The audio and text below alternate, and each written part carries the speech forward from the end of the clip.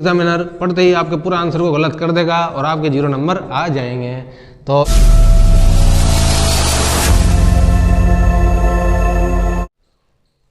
तो hello guys, AST academy में आपका फिर से स्वागत है। और आज की इस वीडियो का टॉपिक आपने थंबनेल में ज़रूर देख लिया होगा कि जो आज की वीडियो है वह किस टॉपिक पर होने वाली है।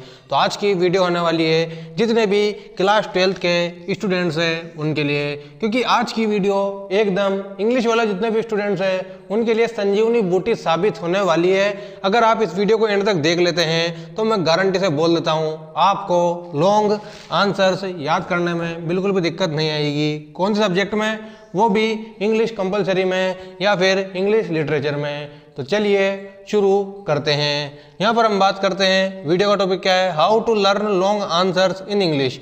यानी कि जो इंग्लिश के बड़े बड़े आंसर्स रहते हैं, यानी कि 100 शब्दों के, और जिन्हें अपन कई बार 150 शब्दों में भी पूछता है एग्जामिनर, वो पूछते हैं, तो हम उनको किस प्रकार से याद करें कि हमें अच्छी तरीके से पेपर में आ जाए। लिखना किस प्रकार से लिखें, तो चलिए यहाँ पर देखते हैं हम।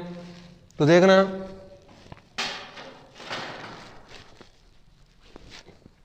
तो यहाँ पर हम बात करते हैं। सबसे पहले मैं आपको टॉपिक बताने वाला हूँ और एक आंसर आपको याद करके बताऊंगा और आपको याद करवा के बताऊंगा किस प्रकार से आपको ये याद करने हैं और किस प्रकार से आपको याद हुए हैं, क्या नहीं हुए हैं। तो देखना, सबसे पहले मैं बता रहा हूँ आपको किस प्रकार से आपका सिलेबस देख लेना है आपको इंग्लिश का, ठीक है।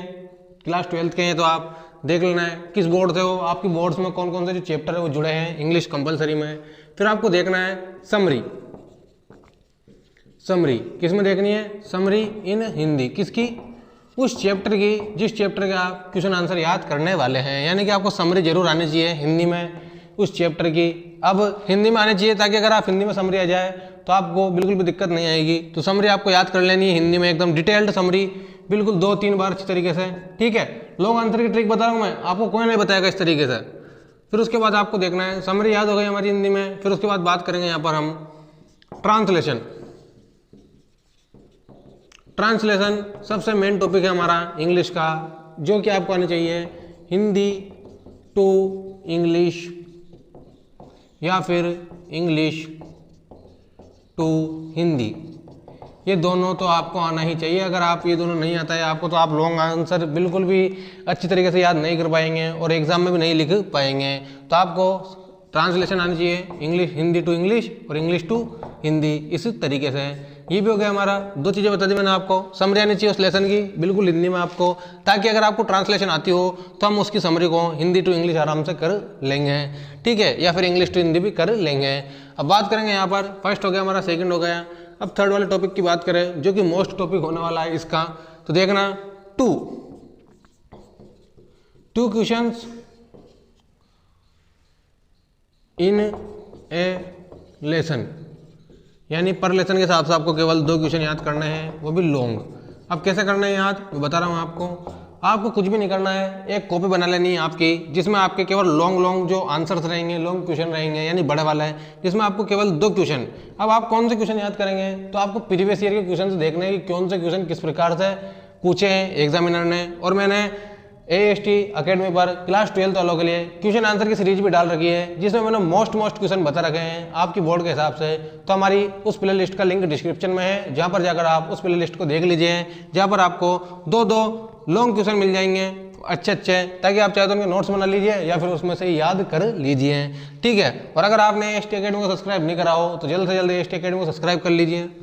अब देखो, 2 क्वेश्चंस इन ए लेसन, वो भी आपको कौन सा वाला, लॉन्ग। अब लॉन्ग आपको देख लेने हैं, आपके 100 वर्ड से ज़्यादा के नहीं पूछेगा एग्जामिनर, या फिर ज़्यादा से ज़्यादा 120 वर्ड्स ये पूछेगा इंग्लिश में, ठीक है ना, या तो 100 वर्ड्स या फिर 120 वर्ड्स, ठीक है। तो आपको 2 क्वेश्चन देख लेने हैं। अब 2 क्वेश्चन में कौन सा बता देता हूँ मैं आपको, मोस्ट 2-3 तो मैं यहाँ पर बता देता हूँ। जैसे कि देखना, एक तो रहता है हमारा कैरेक्टर स्केच,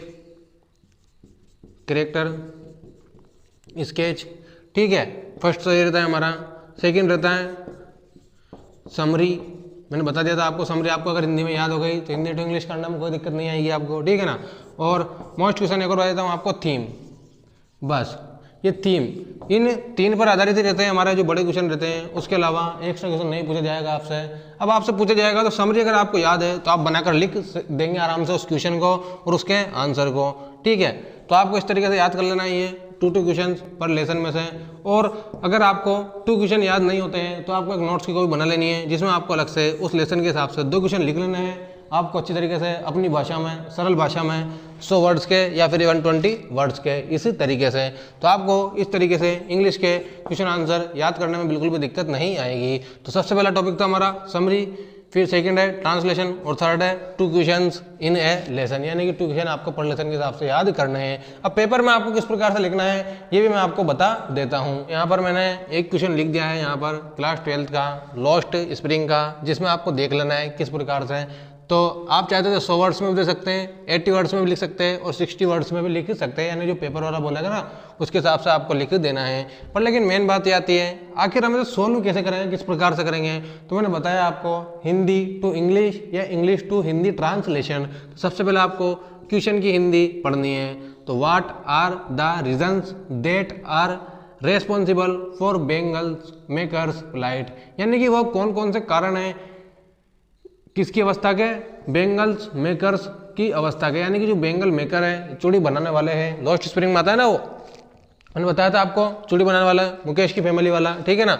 तो देखना, तो what are the reasons that are responsible for bangle makers plight, यानी कि जिनकी अवस्था है, कौन कौन से कारण है उनकी अवस्था के लिए, ठीक है ना। अब किस प्रकार की अवस्था है उनकी, तो आपने अगर समरी अच्छी तरीके से पढ़ी होगी लेसन की, और अगर आपने लेसन अच्छी तरीके से पढ़ा होगा शुरू से लेके एंड तक, तो आपको क्वेश्चन की हिंदी करने के बाद उसका आंसर आसानी से आपके दिमाग में आ जाएगा। तो शुरुआत ऐसा करनी है आपको, सबसे पहले डालना है आपको आंसर, ठीक है। तो आपको आधा तो क्वेश्चन में से लिखना है, तो हमारे लगभग 10 शब्द तो क्वेश्चन के ही हो जाएंगे। तो देखना, तो व्हाट आर द रीजंस, तो देख लिखना है यहाँ पर the reasons are that are responsible for bangle makers plight, ठीक है ना, इस तरीके से। तो यहाँ पर लिखना द रीजंस आर, तो आपको आधा तो क्वेश्चन में से लिख देना है, ठीक है, 10 शब्द। तो अब आपको लिखना है ये कौन कौन से कारण थे। तो आपके दिमाग में अगर समरी आ जाएगी तो आपको समरी के हिसाब से आपको शुरुआत कर देनी है लिखने की। और अगर आपने इनकी प्रैक्टिस करी हो या फिर अगर आपने समरी 1-2 बार बिना देखे इंग्लिश में लिख ली हो, तो आपको इनको याद करने में बिल्कुल भी दिक्कत नहीं आएगी। और इस तरीके से आप 100 वर्ड्स का आंसर पूछ ले, 80 वर्ड्स का आंसर पूछ ले या 60 वर्ड्स का आंसर पूछ ले, तो आपको उनको याद करने में और लिखने में बिल्कुल भी दिक्कत नहीं आएगी। तो यहाँ पर आपको आंसर लिख देना है इसी तरीके से। पॉइंट वाइज लिखो तो लिख दीजिए, अगर आप पॉइंट वाइज नहीं लिखते हैं तो आपको जैसे कि आपने 4-5 लाइन लिख दी इस तरीके से, फिर उसके बाद आपको कॉमा लगा देना है यहाँ पर फुल स्टॉप लगाकर, फिर वापस आपको नई लाइन से शुरू कर देना है इसी तरीके से, यानी 2 पैराग्राफ में आप आंसर कंप्लीट कर दीजिए, तो आपके पूरे में पूरे नंबर आएंगे। और सबसे मेन बात बता देता हूँ मैं आपको, अगर आंसर लिखें आप लॉन्ग आंसर, तो उसमें ग्रामर की मिस्टेक बिल्कुल भी मत करना, यानी ग्रामर की मिस्टेक आती है अगर वो कर देते हैं हम, तो उससे नहीं मान लीजिए जो आंसर रहता है वो गलत होने की संभावना ज़्यादा हो जाती है।